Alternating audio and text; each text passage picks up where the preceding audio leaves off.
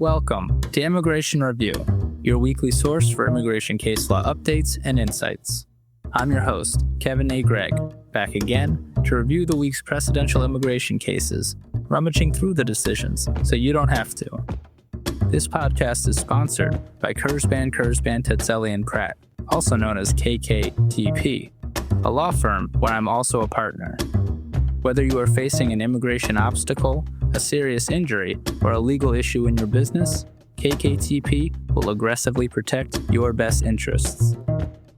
This podcast is also sponsored by Serenade e-Immigration. Do you ever feel like you're spending more time on paperwork than practicing law?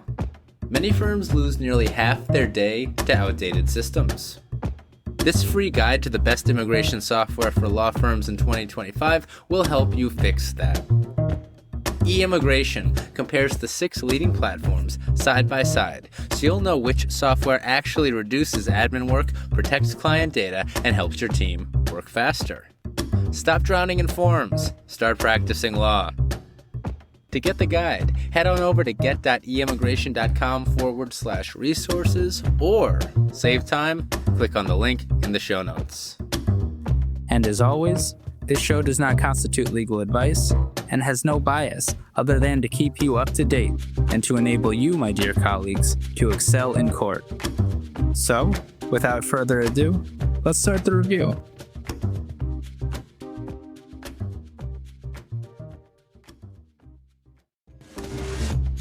Special episodes are back, everybody. And on October 24th, 2025, I had a long overdue one when I spoke to one of my mentors and my first boss out of law school, retired immigration judge and assistant chief immigration judge, Rico J. Bartolome. Judge Barr, as we know him in San Diego, has been with EOIR pretty much since its inception. He is an encyclopedia of immigration law and policy and knows more about how EOIR really operates than probably anyone on the planet. Definitely in the top 10. We've been wanting to do this for quite some time, but EOIR would never let him. Well, he's no longer with EOIR. So take that. Time to spill all the tea. Did I worry anyone in Falls Church with that in that long pause? I hope so. Judge Barr would never go too far, but he definitely has a lot to say. Listen all the way through. You'll learn some things, and I promise you'll view some of what you think you know about immigration just a little differently. At least I do every time I speak to him. So, without further ado, and years in the making, here is my interview with former Assistant Chief Immigration Judge and San Diego Immigration Judge, Rico J. Bartolome.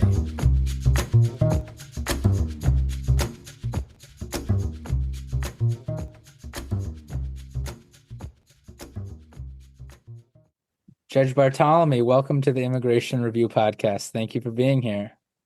Thank you, Kevin. Thank you for having me.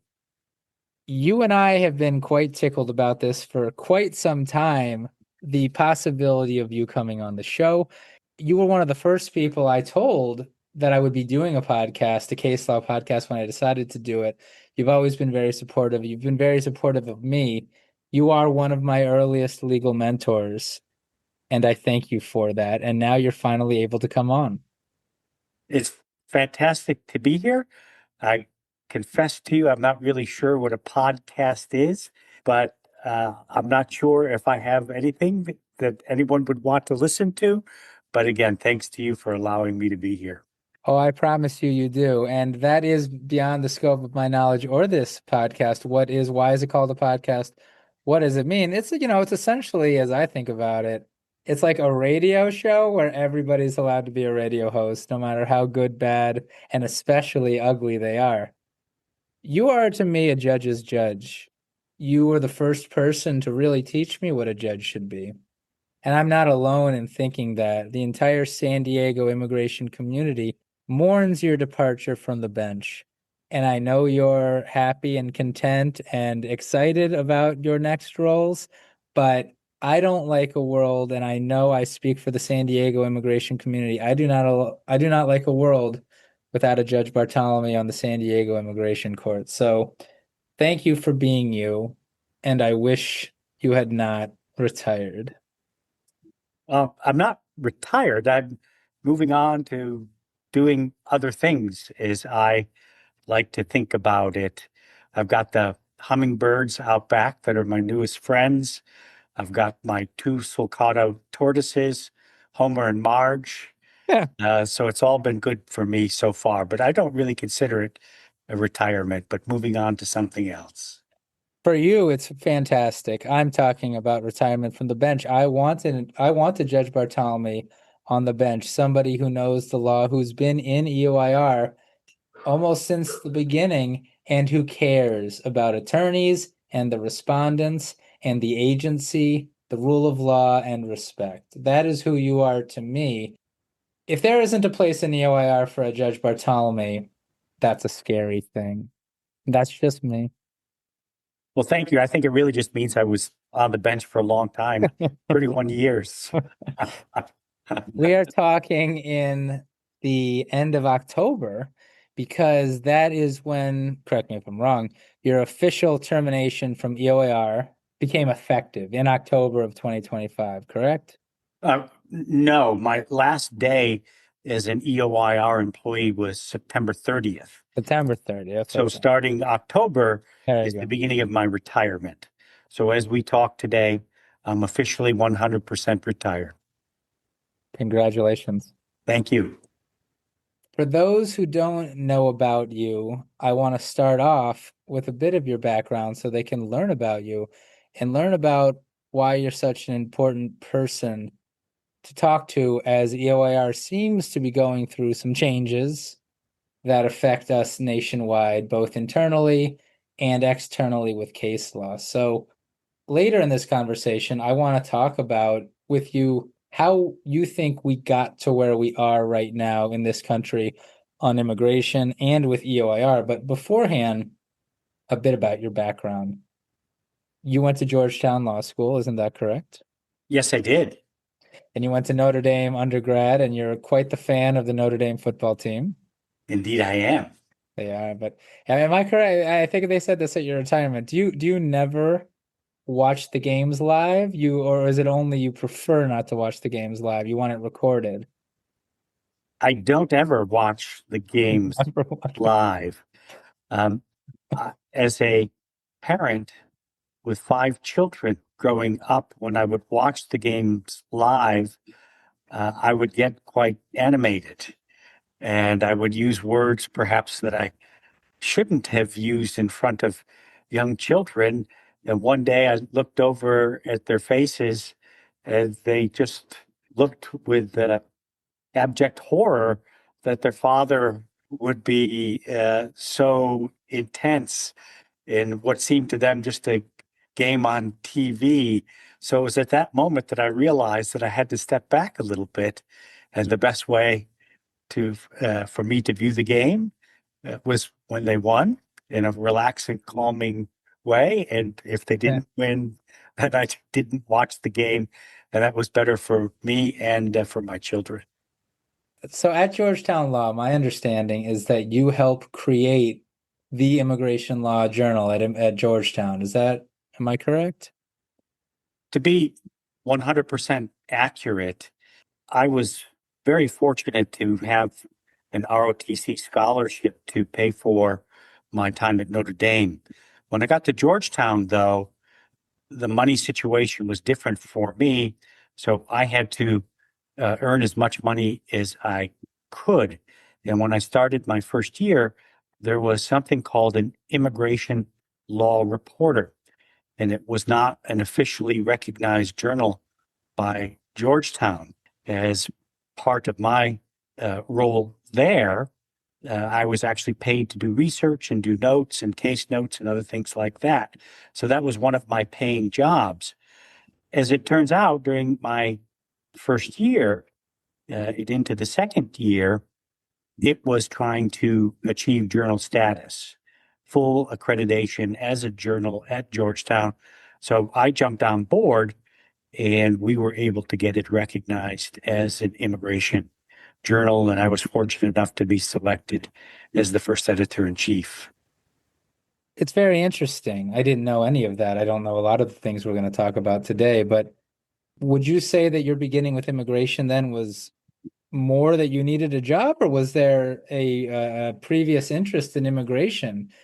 For me, I did kind of fall into immigration, and now here I am, and I'm interested to hear if the same thing happened to you.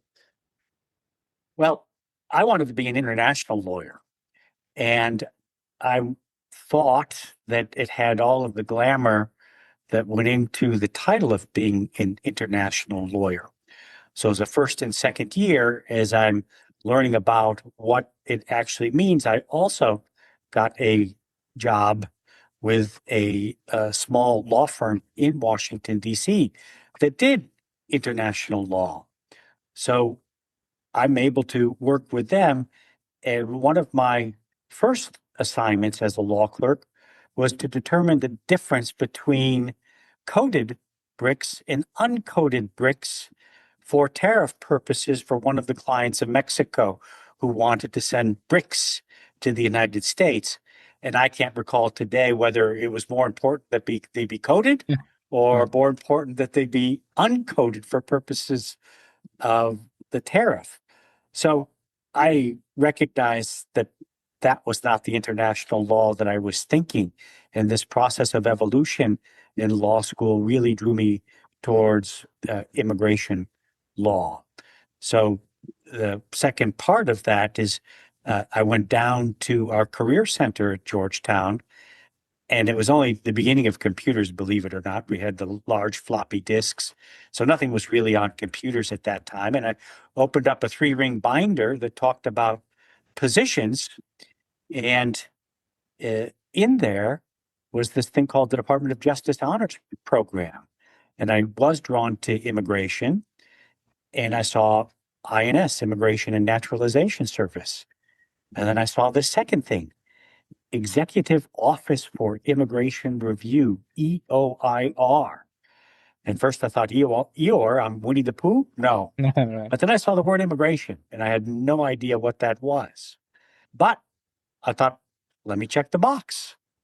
So I checked the box for EOIR, and keep in mind, please, that the agency was created in 1983. So in 1985, unbeknownst to me, the agency was really very small. And so I sent in my application, and lo and behold, I received a call from Assistant Chief Immigration Judge Marianne Moen. And she said to me, I didn't realize I was having a telephone interview. And she said, well, we've got positions open here at headquarters. We've got positions open in Miami, Chicago, and Los Angeles. What would you like to do? And being a somewhat self-assured yet naive law student, I said, of course, I want headquarters. And she said, very good. Can you come down to see us in Falls Church then? And when I went there for my first visit, I got to meet the first chief immigration judge, William R. Roby, just a fantastic human being. I got to meet Assistant Chief Immigration Judge H. Jerry Armstrong, Judge Moen, Judge Grant. All of them were there, and they welcomed me with open arms from the very beginning. And I think it was at that point that I knew that, immigration was going to be for me. At some point, you go to the military. Is that before or after your position in the Attorney General Honors Program? So I received an educational delay to go to law school. So I graduated, and I graduated as a second lieutenant from Notre Dame, went to law school. And when I completed law school, then it was my time to go into the military, where I served 4 years and 81 days at Fort Bliss, Texas, And as a then judge advocate. I had sort of done my research. I knew the judge advocate position in the military, if I could get it, would be very valuable to making me a better lawyer. And then you returned. You had already gotten the job to work for the chief immigration judge, essentially, and you came to do that? Oh, forgive me. No, I had the chief immigration judge law clerk job while I was in law school in 1986 and 87. Oh, you can't do that anymore. That's why I guess I'm confused, right? You would have to be an attorney to be the law clerk to the chief immigration judge today. It wouldn't be a law school position. Before we move on, could you give us some anecdotes or just paint the picture of what it was like to be with the first chief immigration judge in the mid 80s? It was just an unparalleled, fabulous experience because I've got to work with such talented people like Judge Roby and like Judge Armstrong. So, first and foremost, as I said before, it was a small agency and we were just extracted from INS. INS was still part of the Department of Justice. So, for example, something simple, everything within INS had been in the A file. So here comes the first chief immigration judge of the United States, and he's got to determine, well, how am I going to keep track of these cases? And he develops the record of proceedings. And because he was brand new and because there were different cultures going on in the different courts, he also had to learn what was happening in these courts. So, for example, as his judicial law clerk, one of the first things he did is called me into his office and he said, well, can you go to Chicago for me? And so, for example, as his law clerk, then I flew to Chicago to meet with some wonderful staff and wonderful judges. But my mission was a simple one, to go from office to office and find what was a case, make sure it was assembled into a record of proceedings, and then put in the automated nationwide information system back at the time. And to be able to do that as a law clerk was just fantastic. And I got to go to Los Angeles, I got to go to Seattle to do similar things. So I was very fortunate. Now, the private bar views EOIR as this extension of the US government, which it is, that is a bit of a behemoth. And of course, it's much bigger today. But to be there at the beginning, you essentially were helping to shape EOIR. You guys were creating things from nothing. A lot of the things we probably receive from EOIR today were begun during your time there. Oh, true. I mean, if you go to HCFR, it's now 1003 rules of procedure, whatever those are. If you go back and look at those regulations, they were crafted by Judge Roby and Judge Armstrong, and I was lucky to have input on with their assistance from those I know sorts of things. judicial law clerks seem to have a lot of drafting when it comes. I wonder how much of the regulations were drafted by a young Judge Bartolome. And then when I was there, the first immigration judge bench book was scattered about in different sections. So one of my missions was to work with the immigration judges. My mentor, immigration judge Robert Barrett, was one of the drafters of an important section of that bench book. So I got to reach out to him for the first time and other immigration judges, and I helped collect the sections, and Judge Roby put together the first immigration judge bench book. And then for me, when I became an immigration judge in September of 1994, thereafter, one of my assignments was to work with immigration judge Rex Ford and immigration judge Henry Ippema. The three of us were to update the bench book and do that. So I was able to work on that with them. And then that culminated in around 2006 or 2007. We put the bench book in electronic format where it was until it sort of became obsolete and wasn't used anymore. But a lot of the bench book, it underlies what the practice manual is today. Correct. We've gotten ahead of ourselves, you becoming an immigration judge in 1994, but before that, you go to the Board of Immigration Appeals. Why return to immigration after your JAG service? Oh, well, I felt as though I never left immigration. So I went in to the JAG Corps knowing now that I love immigration. And so one of the things that I was able to do as a judge advocate at Fort Bliss, Texas, your first stop as well, at least back then, was with the legal assistance office. And so you're seeing soldiers and their families and trying to help them with the legal problems that they're facing. And one common issue that they might be facing was a service member could be married to someone who was born in another country and they needed immigration help. Now, we were given some sort of leeway and liberty to the extent that we felt comfortable in helping them.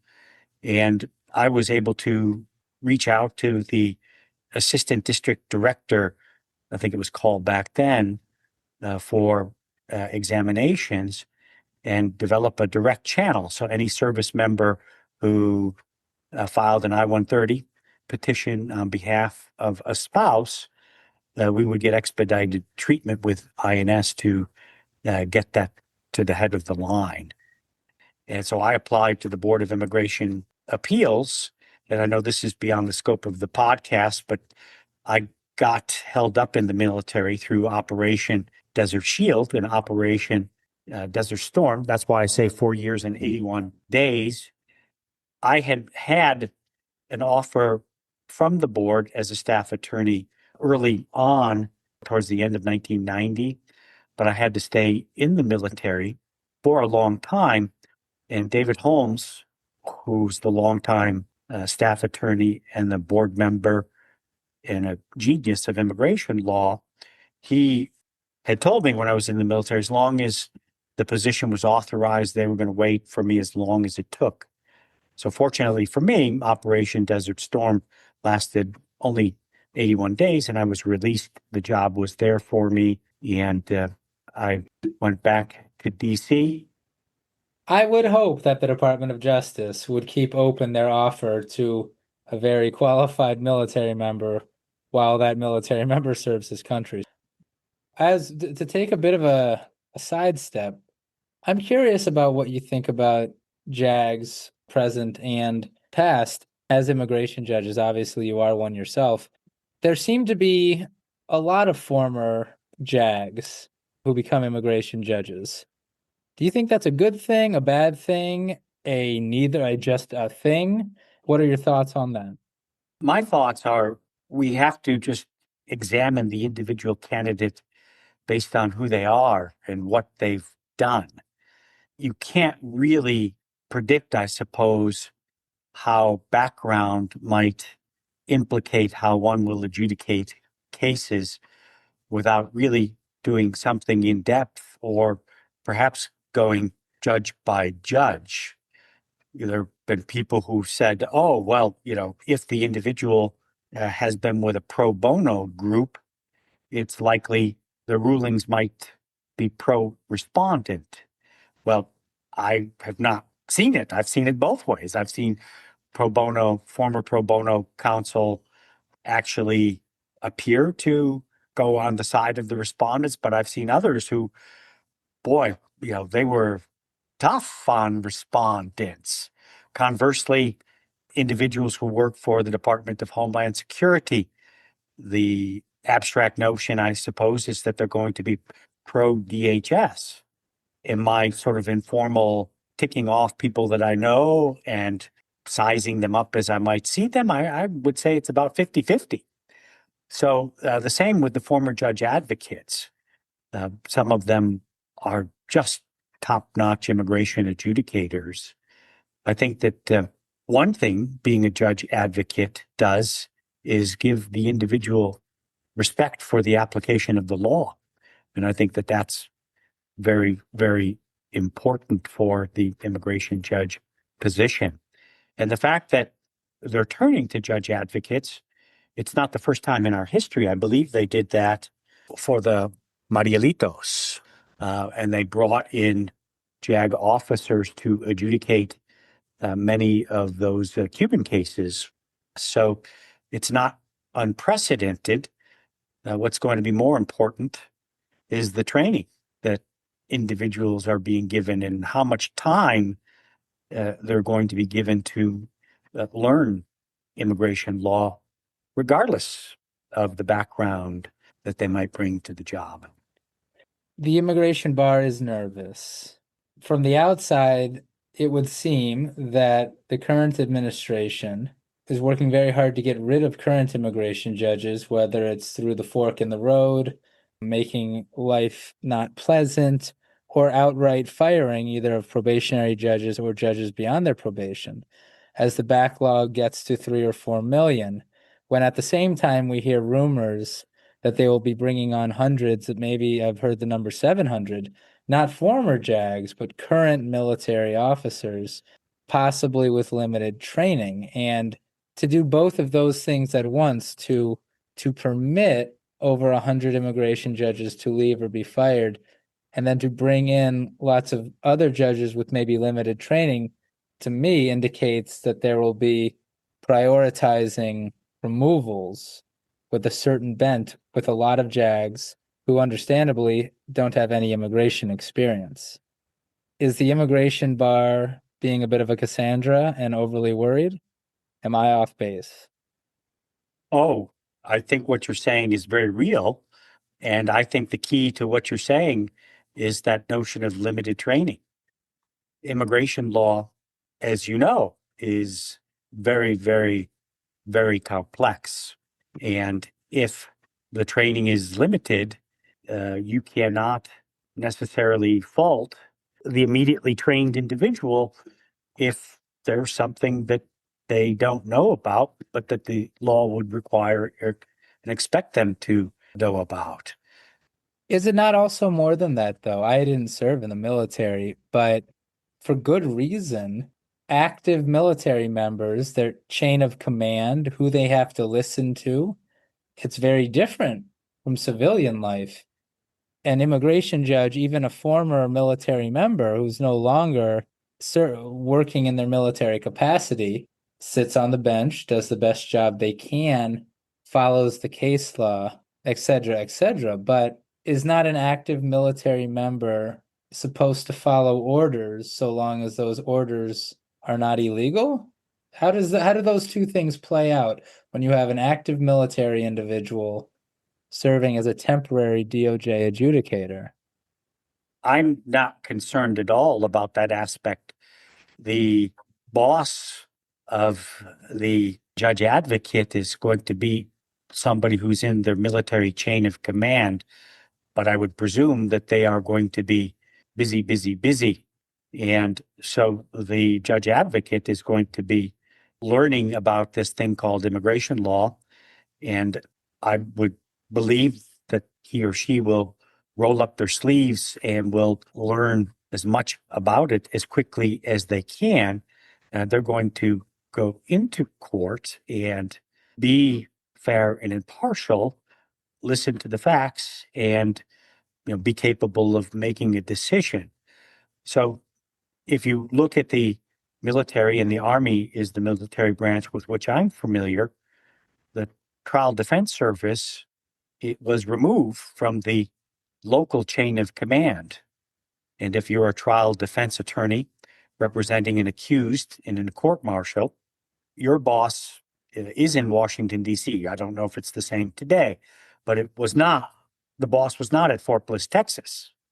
I would believe that there'll be something similar in the military, and a commander would not tell a JAG to make a certain outcome in a certain case, I don't believe.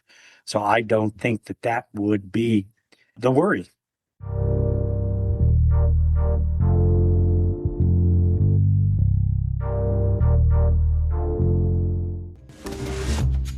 Not sure what to do when a client asks you about the EB-5 investor visa or how they can choose the right EB-5 project?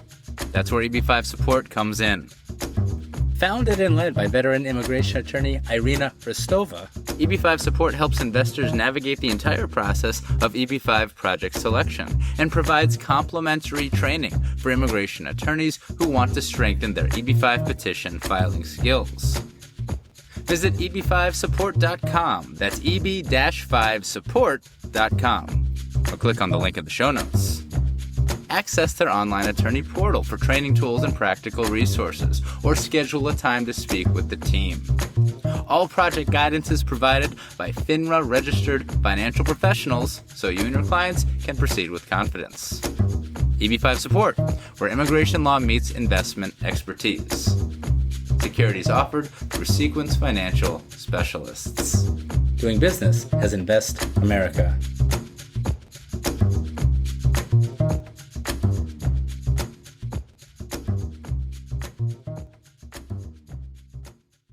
The Board of Immigration Appeals has changed a lot since you were there. You and Judge Epima, who's another mentor of mine. He and his wife, also Judge Epima, married Kim and I, as you know, because you were there.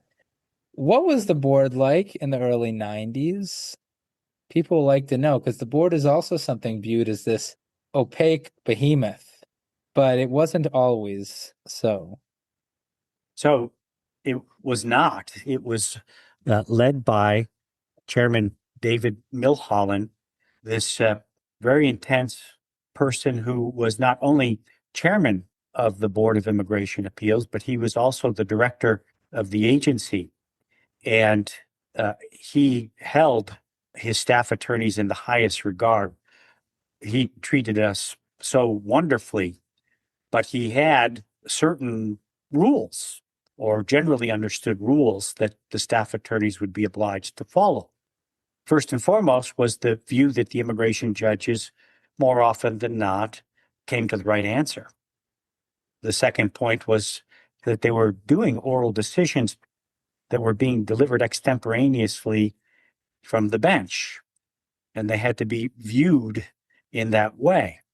And thirdly, it was the mission of the staff attorney to do a well-reasoned written decision that would withstand judicial scrutiny.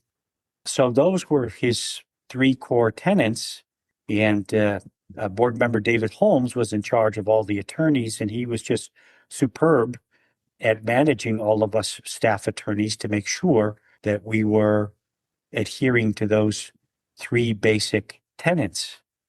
As a staff attorney, I recall only one occasion out of the hundreds of decisions that I had drafted, where I was able to convince the board to reverse the immigration judge who had denied asylum.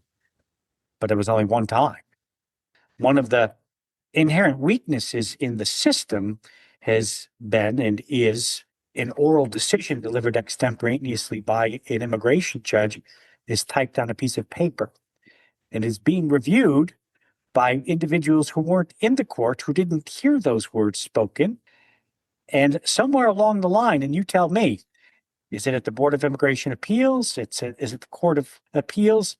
It gets lost that human beings were sitting inside of a courtroom late in the afternoon. I, for example, had been on detail to Tucson before the new immigration court opened up, and the west side was glass windows, and I'm sitting there in my robe, and it is well past 3:30, and I'm in my oral decision delivered extemporaneously, and I'm thinking to myself, my goodness, it's terribly hot in here. But all the while, I'm dedicating myself to try to do a cogent decision, knowing full well that it's going to be typed out on a piece of paper and reviewed later on by people who might not realize that it was an oral decision delivered extemporaneously in open court. Now, that relates back to Chairman Milholland, because he knew it. I didn't necessarily know it as a staff attorney. Again, I was self-assured. I thought I knew everything, but he knew it. And so he instilled that in the staff attorneys at that time to make sure that we would get it right. It's interesting. Since you worked at the board, you've been an immigration judge for over 30 years. Taking yourself and Judge Ipama out of it, do you think and you were an assistant chief immigration judge, so you were in a supervisory role. Over 30 years on the bench and as an ACIJ, do you think that immigration judges are wrong less than 1% of the time? Well, I think that they're wrong. Well, see, or should be reversed. It is a loaded question. It's a bad question. Do you think that immigration judges should be affirmed over 99% of the time? based on your experience since being at the board? No. The short answer would be no, but everything decides on the record of proceedings that's before the individual. I think that's sort of the key, to throw these things out in the macro abstract without looking at the nuts and bolts. And I did hopefully say that it was only 1% of the time. I mean, I was very fortunate as a staff attorney to be assigned immigration judges' decisions that were very articulate. Again, going back to my mentor, immigration judge Robert Barrett, I had only visited San Diego on 2 separate occasions.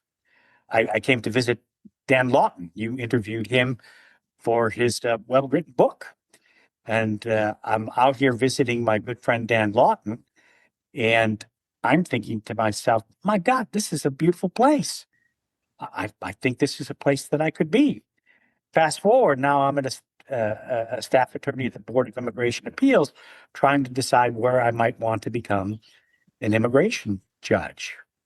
And I had reviewed dozens of decisions by immigration judge Robert Barrett, Judge Kenneth A. Bagley, Judge John C. Williams.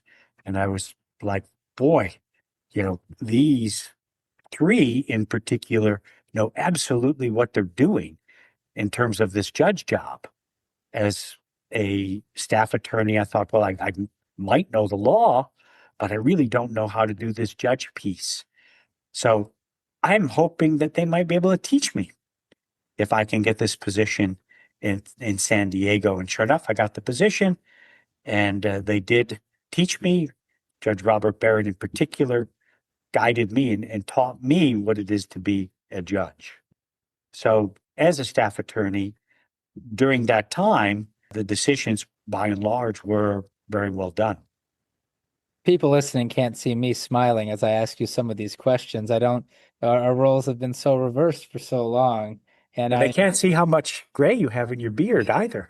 At least I'm just fortunate to have the hair and the beard. You also, of course, have the hair. I say it can be gray as long as it remains. If it doesn't, that's okay too. But no, I mean, you're absolutely right. It's the problem with extrapolating all statistics. What you did say was hundreds of cases and maybe one reversal, but it also, you need to know what judges you're reviewing. You need to know what kind of cases you're reviewing. It's why I know that you're not a huge fan of the track factor statistics where they just post immigration judge asylum approval and denial rates as indicative of anything, because as you keep saying, every case is specific. Every individual has certain facts, and it's hard to label anything. I don't like labeling anything, to be honest with you, that's not on a personal level. One of the issues, though, I think, now that I've been out of government for most of my career, is that we just don't have access to that much information. And so on our side, we are forced to try to read the tea leaves based on which attorney general appointed the immigration judge, what their background was, what their track factor asylum denial rate is, because we don't have much more than that other than hearsay from the local bar. Well, you've hit on a key point. I think that key point is that with the evolution of time and the changes of people who are in charge, the access to the information appears to be becoming more and more difficult. So the fact that people rely on track, for example, is more understandable to me today than it was, let's say, 8 or 9, 10 years ago. Before we turn to your time in the San Diego Immigration Court, it just occurred to me, and I want to ask it before I forget. Do you believe that the immigration judges currently sitting on the bench are worried about their jobs and that is affecting how they are ruling and deciding cases? So I can answer the first part clearly. Yes, they're worried about their jobs. Is it affecting their rulings? I'm not privy to the rulings. I'm not there. I'm not in a position to be able to answer that second part of the question. As an assistant chief immigration judge, I was very fortunate because in 2000, up to 2006, all assistant chief immigration judges were located in Falls Church, Virginia. And there was a lot of pressure on the system back then to have assistant chief immigration judges in the field. So I was very fortunate to be among the first 4 that were sent to manage in the field. But it was imperative to me that if I were going to manage, I was going to do it differently. How had it been generally managed in the past? It would be people who would run reports, and they would take a look at the reports, and they would then opine whether that judge whether he or she was doing a good job in adjudicating the cases. And I said to myself, there's no way that I'm going to do that. So whenever I evaluated an immigration judge, I tried to sit in their shoes. I looked at their cases. I looked at them carefully. I listened to the audio cassettes, because back then it was cassettes. We had the Sony BM246 dual cassette recorders that the immigration judge had was the court reporter. Many people don't know that the judge is also the court reporter in court. And so I tried to understand where the judge was coming from by sitting in their shoes and by understanding their perspective and their point of view. So back to your question, I'm not capable of answering it until I get into their shoes and see the rulings that they're making, and I'm just not in touch with that any longer. Well, Judge Owens did do, I believe it was her, exactly what you said you wouldn't do when you became a manager, and that is issue a memorandum where it seemed to indicate that the powers that be would be using statistics to decide whether immigration judges are behaving correctly. Do you think it's fair to say that there are some judges who are very worried and thinking about ICE's perspective and what their statistics look like, in addition to adjudicating the facts of the case based on the feelings and the memorandum coming out of Falls Church at present? I would say they're very worried, yes. Maybe for some of the things that you mentioned, but for some of the other things, I mean, it's absolutely unprecedented that a tenured federal employee of the Department of Justice, an attorney for that matter, with tenure, can be fired unceremoniously and immediately. That's unprecedented. If you go back and look at the Department of Justice as an entity, and you look at the civil service rules, that's just unprecedented. So yes, they're worried, and they should be. What did you do in San Diego that you thought worked? And maybe you could talk about what you built off of as well. So again, I was very fortunate because the San Diego Immigration Court was constructed by Judge Robert Barrett. And so he had created this beautiful brand new Corvette. And when he retired in December of 2008, he was entrusting to me to take care of the Corvette. So one of the things that I recognized from the very beginning is that it was in a great state as an immigration court, but it was in a great state because of him. And of course, then we had great individuals transferring in. Judge Ippema transferred in. Judge Philip Law transferred in. Judge Romig transferred in. Judge Renner transferred in. Judge Beither transferred in. So we started to get, continue to get superb judicial leadership inside of the immigration court. As a manager, the most important thing was to let people do their jobs. If they know how to do their job, make sure that they were given what they needed to do their job and do their job effectively, and then just got out of their way. The other thing that was important is if there was a problem, to just focus on fixing that problem rather than sending out something in general to everybody who wasn't doing that problem, getting people to scratch their heads and why is this even being sent to me, go directly to the source of the problem and try to resolve it.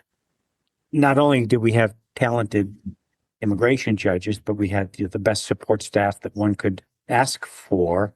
And I was able to be blessed with all of their help and assistance day in and day out. So I was ACIJ from 2006 to 2008. But you returned and you led an amazing court. And FOIA documents make public that you refused to give the Chief Immigration Judge McHenry your blank signature at around during the first Trump administration. What was that about, and why was it being requested, and how did that impact you no longer being ACIJ, if at all? So it was Director McHenry, and he wasn't the one making the request directly. I was reporting to Mary Cheng, and I can't recall exactly what her title was at the time.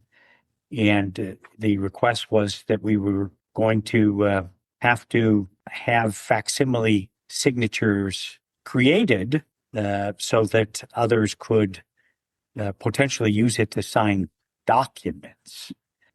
I simply said no.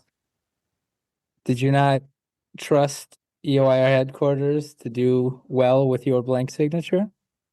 I'm not going to give that authority or ability to anyone. It has nothing to do with whether I trust them or not. And it has everything to do that with when a signature goes on there, it's my signature and I take ownership of that document. I wasn't privy to the use of the other judges' signatures, so I'm not exactly sure how they were used and why. I just know that so many orders were created in places like Houston, for example, that it caused havoc. And I'm not aware of the underlying circumstances, but I'm proud to tell you that we didn't have that kind of havoc in San Diego. And I'm proud as well. What did good attorneys do before you in your over 30 years on the bench? So preparation was the biggest key for me. And, I never tried to raise my voice, but I tried to hopefully communicate to the ill-prepared attorney that preparation is expected. And then there's absolutely nothing wrong with saying you don't know the answer instead of trying to make one up, because that will also cause difficulties for the attorney. We could go on for a very long time about best practices, maybe episode 2 with Judge Bartolome, should people desire it. But I want to end with a more of a free-flowing discussion. Do you think anybody's going to listen to this? I actually have the statistics. I can tell you exactly how many people will listen to it or have listened to it once they listened. I'll let you know. I fear that I'm going to put people to sleep. I don't think so. And, lucky for both of us, my statistics only tell me when somebody starts to listen. They don't tell me how long they have listened. I see. So I always assume it's been the whole time. If nobody's listening right now, you and I will never know. But if past is any indication, it'll be significant. By the way, Judge DiPaolo, I think was the first former immigration judge who I had on the podcast after she was unfortunately let go for reasons that I personally disagree with. And she did mention how at her hearing, and even though you and her you and her sometimes did not see eye to eye, you showed up and testified on her behalf at her hearing, and how much that was meaningful and important and touching, and quite frankly, put your own job at risk based on how we see things happening now. So that just comes to mind right now. I do think that shows your character, Judge. Well, maybe we can make that episode 3. Make that the Judge DiPaolo trial. Yes. We look at EOIR since I've been around. It hasn't been that long. It's always been the trope is an agency in chaos that's inefficient. I'm not saying it's true, but that has a backlog that only continues to grow.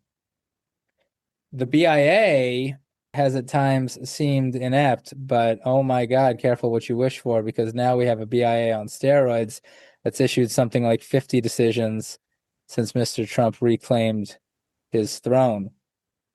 When you started with EOIR, it was a very small agency that you haven't said it, but it seems like you're saying it wasn't that political. It was more about case adjudication.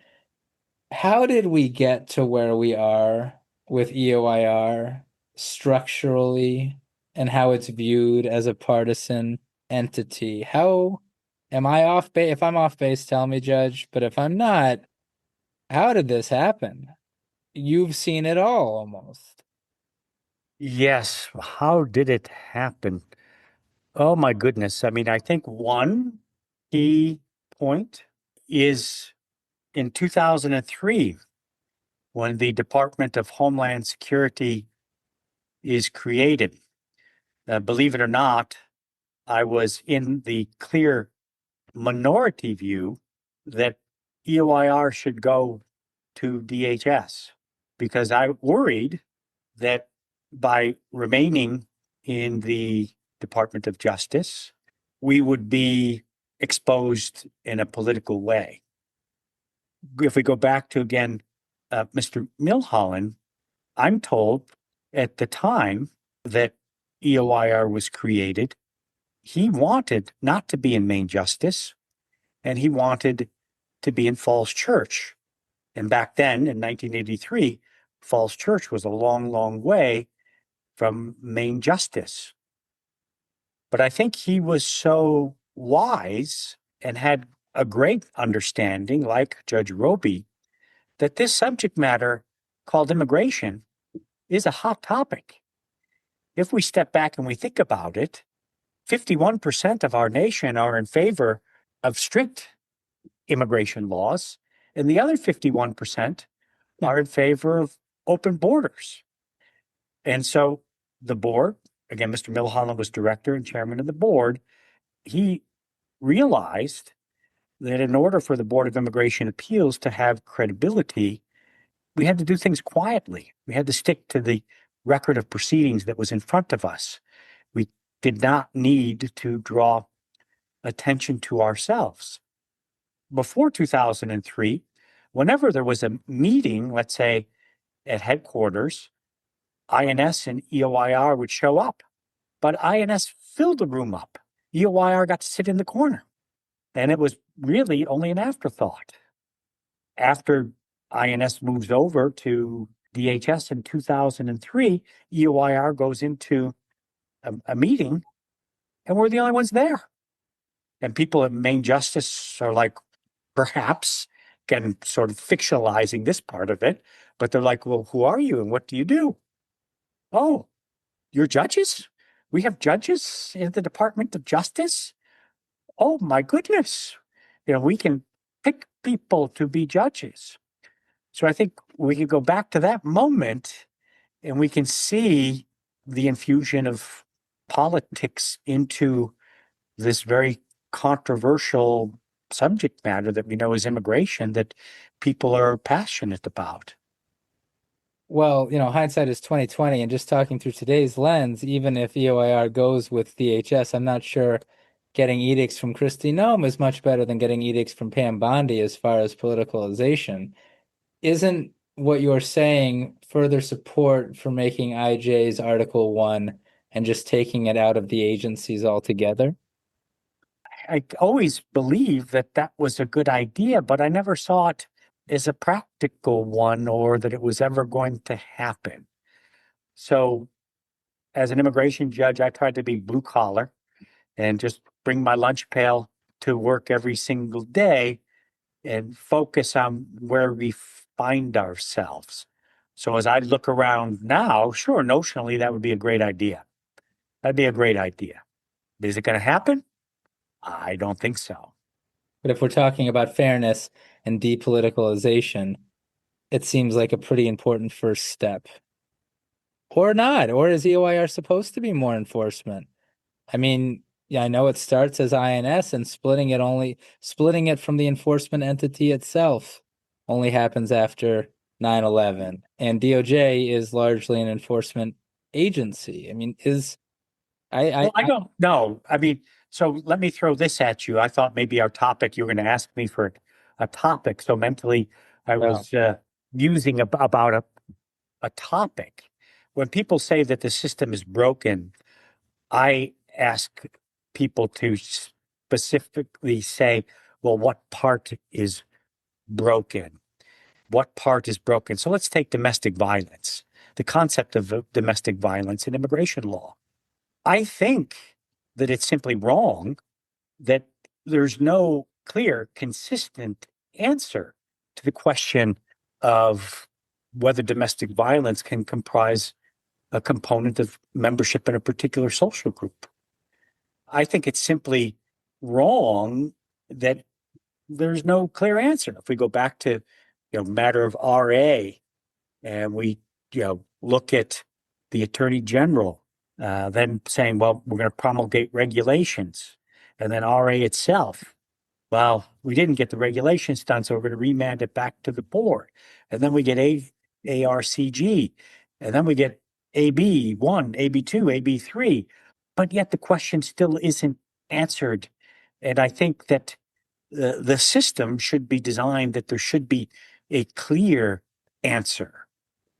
What you seem to be saying is less case-by-case adjudication, more regulatory promulgation of issues. No, I mean statutory. Get the question of membership in a particular social group. I had done an oral decision back in the year 2000, and I don't really know how I knew it, but I thought RA would not survive. So I did the classic oral decision that I had always done in domestic violence. And domestic violence for me was something that IRIRA had addressed in specific parts, not in the asylum context, not yet. And if it were to be addressed, well, that's where Congress should put it. That was my philosophy. Well, I said, matter of RA is not going to be in good law. So, boom, that was the decision. The attorney who was representing this individual was well respected. He's now a super talented immigration judge in Los Angeles, I think. And the case lingered at the Board of Immigration Appeals because the respondent appealed. And then when the Attorney General remanded RA or said RA is no longer good law, they sent it back to me. The board didn't even look at my decision where I said, well, there is no RA. So I said, okay, let me send it right back to the board again. And then they sent it back after ARCG. A long pending case. Well, that's the whole point, that here we had this respondent came into my court. She's the real human being. I've made now 2 decisions in her case. It's approximately 2016 or so. And she says, why can't I get an answer? And I looked at her and I said, well, I'm giving you 2 answers. It's this higher court. Ultimately, her case comes back to me again, and I admin close it, and the case is terminated at some point, and she gets the non-immigrant U visa, which I think led to her lawful status. But 20 plus years without a clear answer for this individual.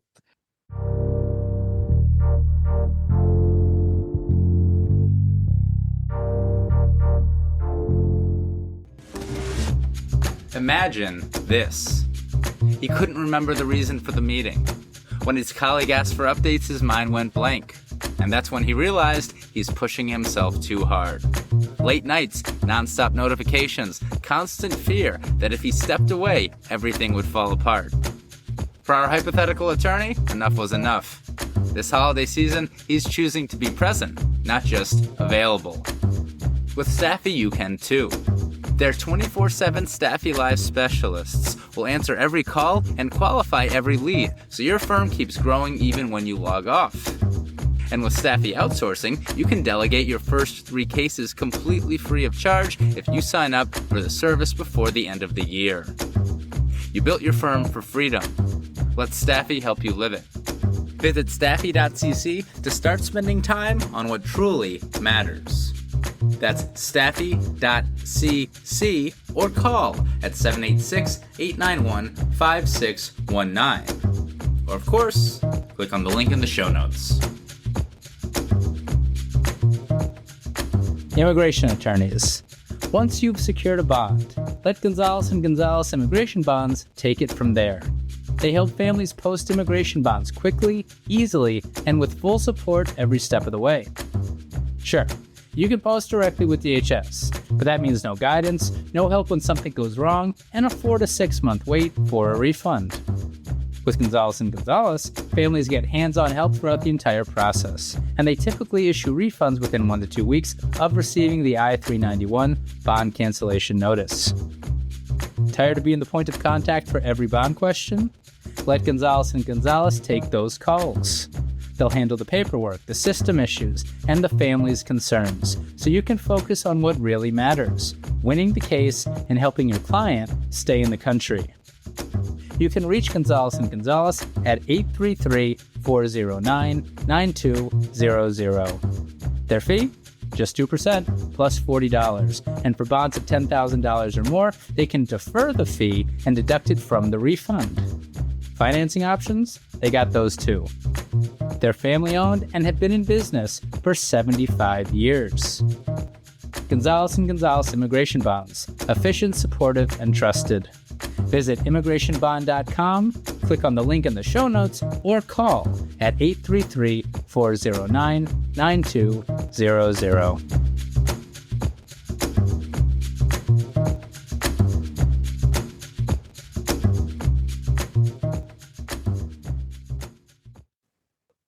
Without me identifying all of the perceived flaws and issues with EOIR, I mean, Judge, if we made you king for 6 months, what do? Do you hire 1,000 more immigration judges and get rid of the board? It seems to me that's where you're implying significant fixes would be, and this assumes you can't change the statute.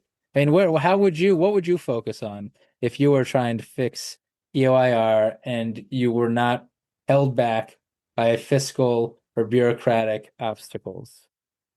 Oh, I would try to restore Judge Roby's principles of impartial adjudication from the INS, let's say, and allowing the immigration judges to make their fair rulings on the facts and law as they understand it.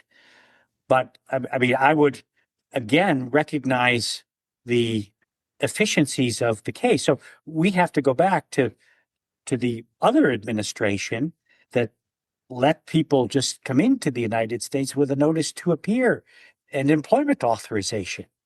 We talk about a pending caseload is the best way to talk about it.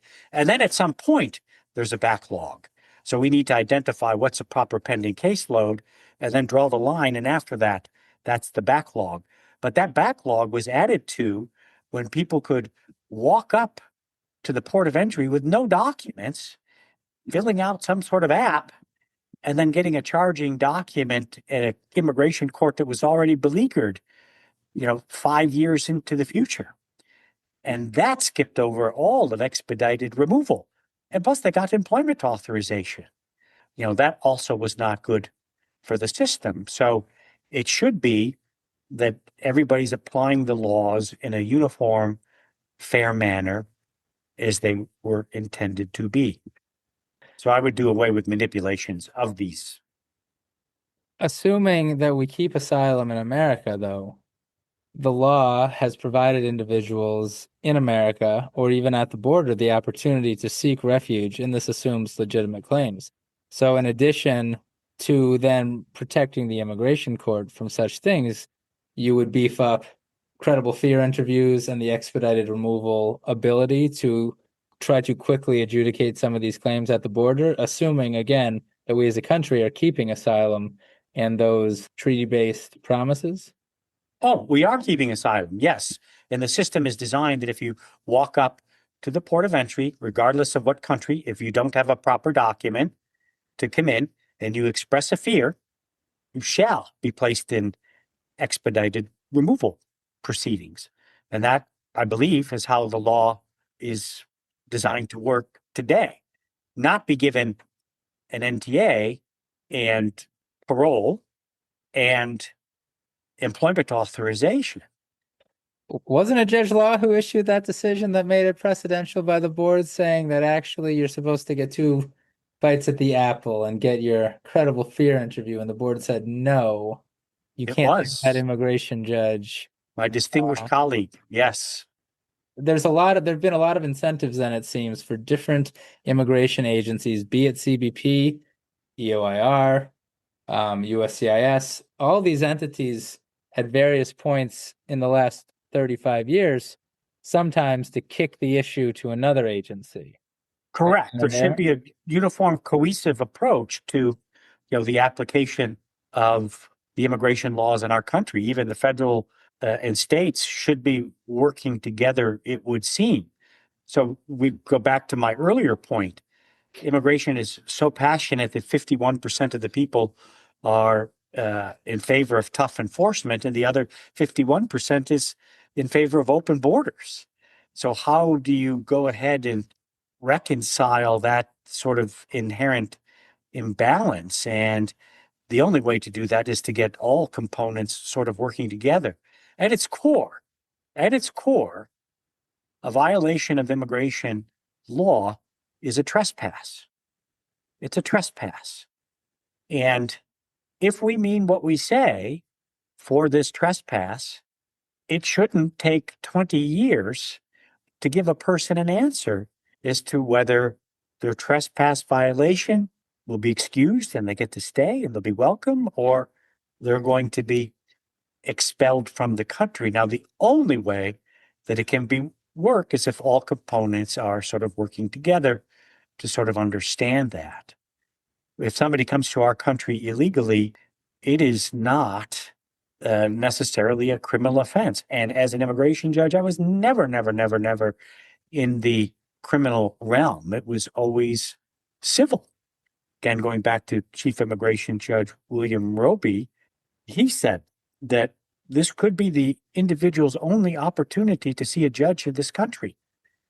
And whether the person wins or loses, they may have to leave. And when they leave, he wanted understood that they have been treated fairly. So they would go back and say, look, I went to the United States illegally. The judge deported me, but treated me fairly.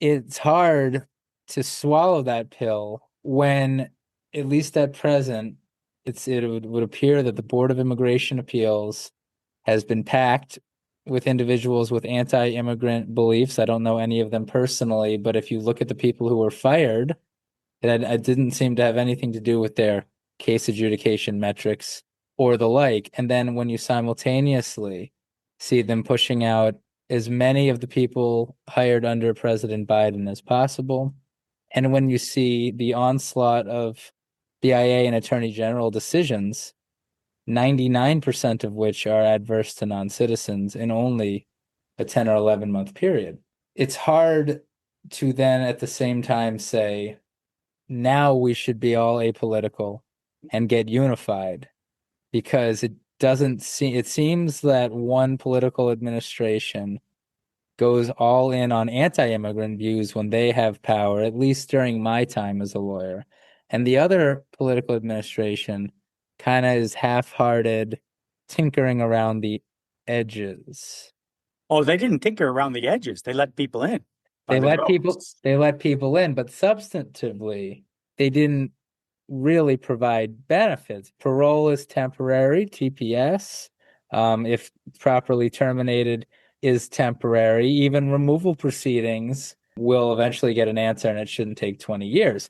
But the other side seems to be going right for the jugular when they have the opportunity to change the law.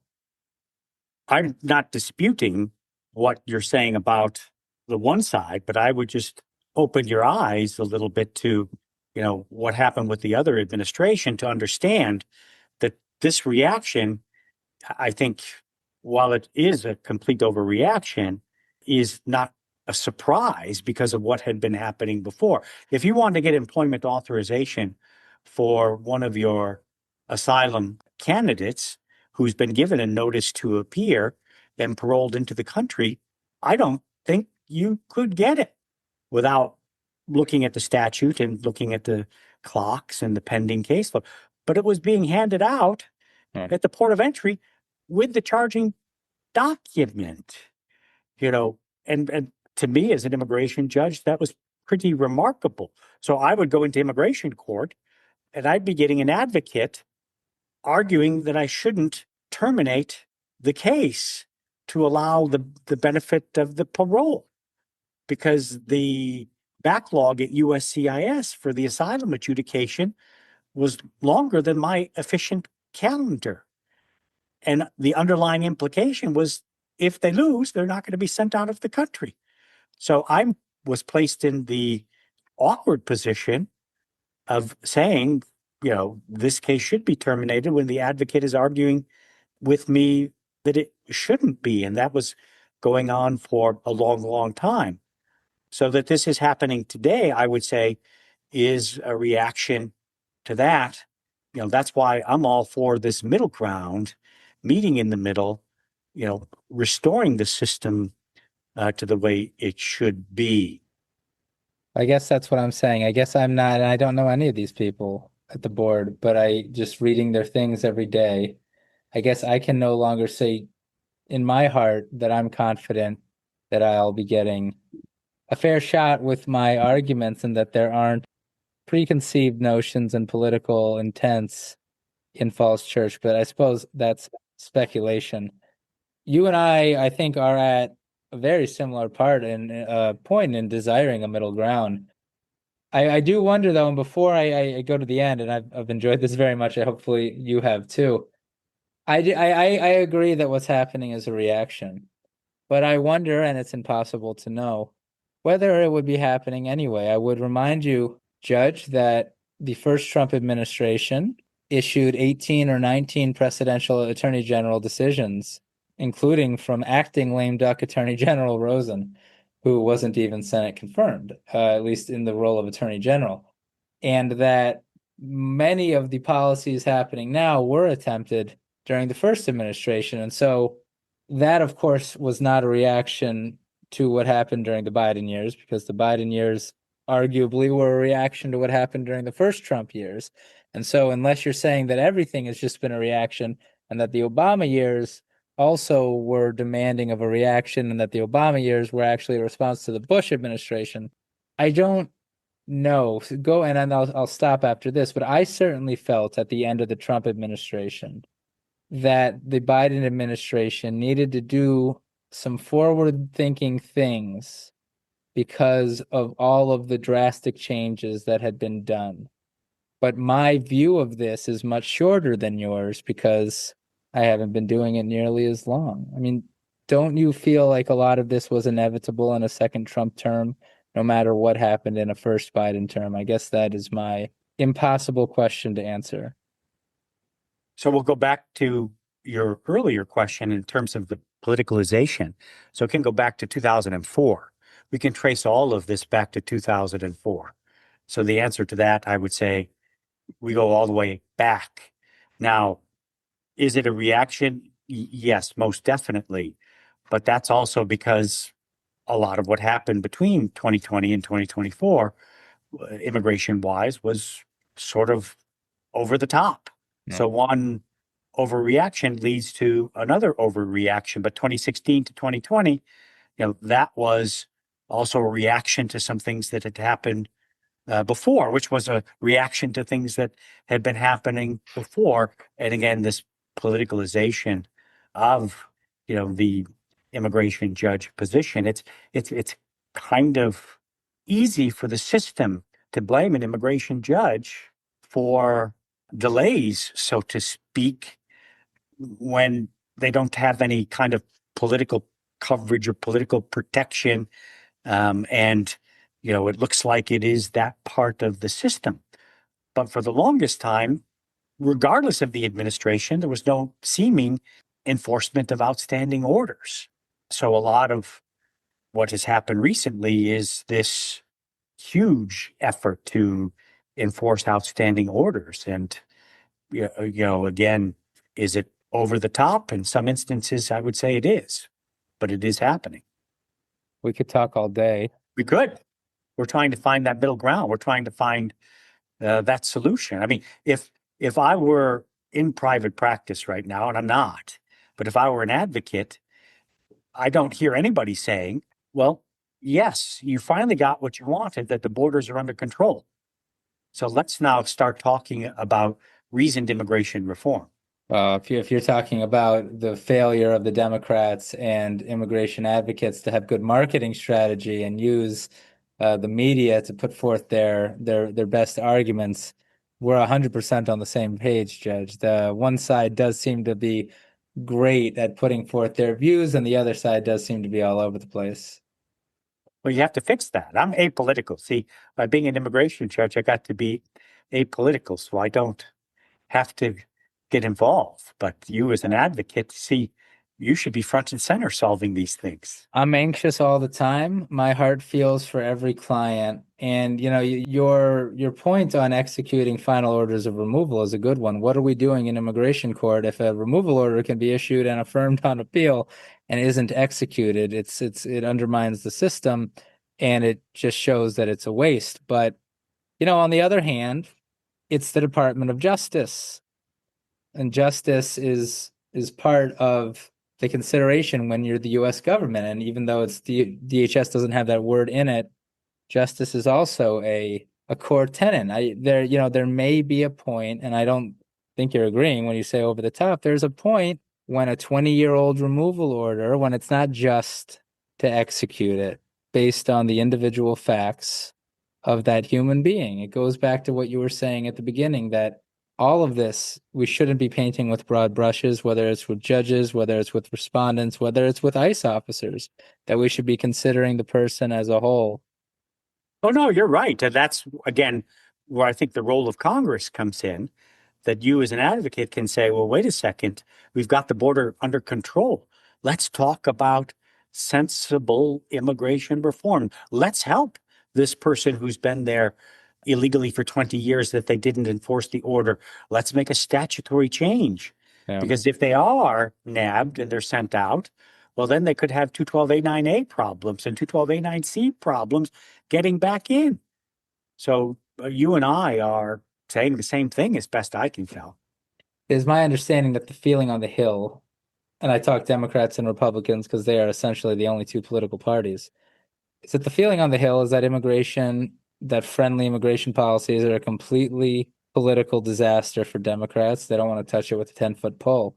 And I'm not sure if that's right or wrong. I'm not a political person in that sense, but as long as that is the feeling of Democrats on the Hill, there's a big problem for fair immigration changes, the likes of which you and I probably would agree on. Well, again, it's marketing, right? I mean, I don't understand that statement. You've said from 2016 to 2020, they were gearing up. That was round one. The fact that round two is more intense, in many ways more effective, well, that's because so many people were sleeping in between. Yeah. That it could be foretold is not a surprise to me. Yeah, well, me neither. But that comes back to marketing. I mean, why are people afraid to say, okay, look, you got what you wanted. You got the border fixed. Look at all these people now that need some remedy. We've spoken for a very long time. I've taken up all your time. No, not all my time. I got other things. I got to get back to my day job, Judge. You do. But I want to, before we go, and by the way, I'd like to know if there's anything that that you'd like to talk about that I didn't ask. But my last question for you is, where do you see the immigration court system and EOIR going from here? Are we destined to be in this tit for tat reaction system? Are we finally looking at fundamental change, unfortunately for advocates like me, in a way that they don't like? Is EOIR on its deathbed and we're going to go to something else? What do you see happening from this? Still early days in Trump 2. I don't know the answer to that question, but what I can say is that Attorney Kevin A. Gregg must rely on his skills as an advocate and not be sucked into political winds, let's say, to keep your focus and attention on your client. So I would say that that individual is going to be in capable hands. And rather than paying attention to what's in the political winds, that you use that great advocacy skills you have and just make sure that you're putting them towards your client and that you're not giving up. It's good advice. We're going to replace attorney Kevin Gregg with all the listeners of the podcast who care about their clients. And I think that's great advice for all immigration attorneys right now, many of whom are struggling because of the workload, because they care about their clients, and because of the onslaught coming at them from Washington and Falls Church. And so it's good advice. Put your head down and do what you do and control what you can control. Well, thank you. So you think somebody's actually going to listen to this? We'll see. If you listened this long, send Judge Bartholomew I'm just kidding. You can shoot me an email. I'm always happy to hear. No, if people liked this conversation, I'd love to hear it because more people need to know about Judge Rico J. Bartholomew and the excellent work you've been doing. You did at EYR for almost 40 years. So happy retirement, non-retirement, but a retirement from EYR. Thank you for your service. And the list of people like me who consider you a mentor and who you've taught is long.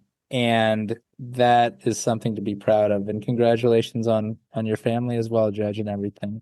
Well, thank you.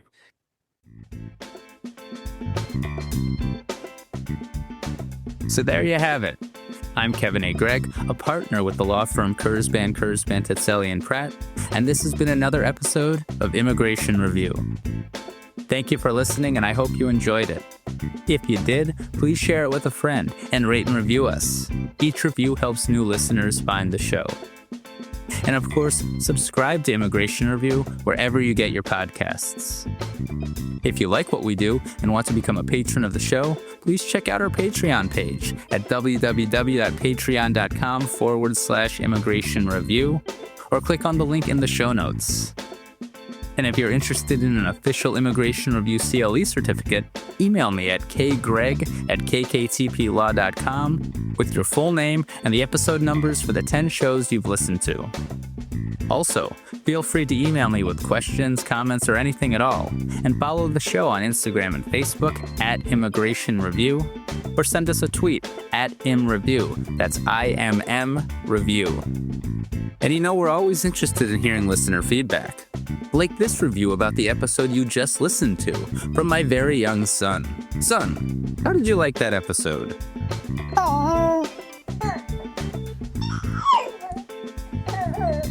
Indeed. If you, like my son, enjoyed what you just heard, again, please give the Patreon page some love, feel free to review the pod, reach out to me with your own kind sounds, or do anything else nice that your heart desires. I'll be back next week for a brand new discussion. Until then, I'm Kevin A. Gregg, bringing you the Immigration Review.